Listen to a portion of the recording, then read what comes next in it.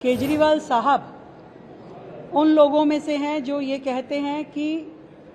वकील भी हम हैं, गवाह भी हम हैं और जज भी हम हैं। सब कुछ वही है, तो इस न्याय व्यवस्था की ज़रूरत क्या है? हमेशा न्याय व्यवस्था पे प्रश्न चिन्ह लगाना, संवैधानिक संस्थाओं को गाली देना,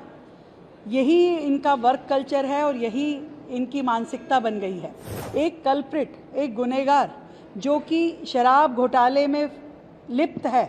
जिसके ऊपर इतनी बड़ी चार्जशीट है, वो व्यक्ति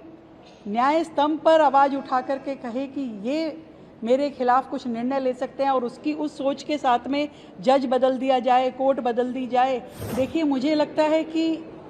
केजरीवाल साहब उन लोगों में से हैं जो ये कहते हैं कि वकील भी हम हैं, गवाह भी हम हैं और जज भी हम हैं। सब कुछ वही है, तो इस न्याय व्यवस्था की ज़रूरत क्या है? हमेशा न्याय व्यवस्था पे प्रश्न चिन्ह लगाना,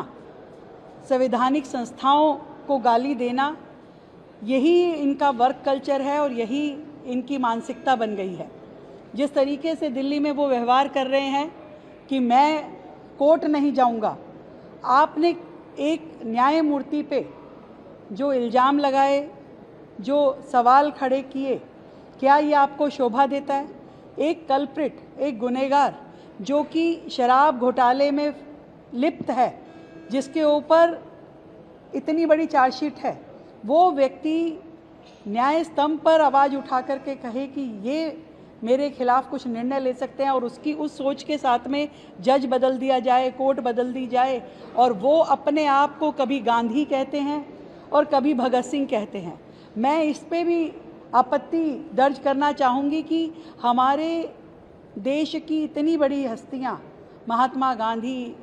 हमारे सरदार शहीद आज़म भगत सिंह जी, उनसे अपने आप को कंपेयर करते हुए जिस तरीके से ये व्यक्ति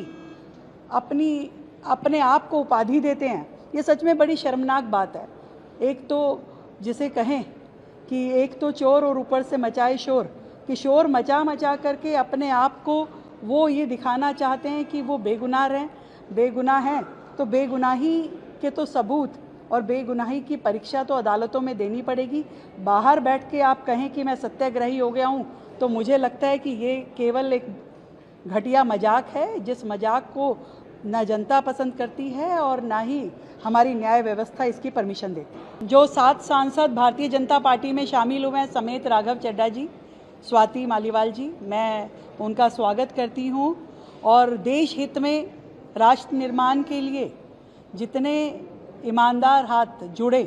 जो कि सच में राष्ट्र प्रथम की भावना से जुड़े हों, नेशन फर्स्ट की भावना से जुड़े हैं, उतना बेहतर है। ये बहुत ज़रूरी है कि ऐसे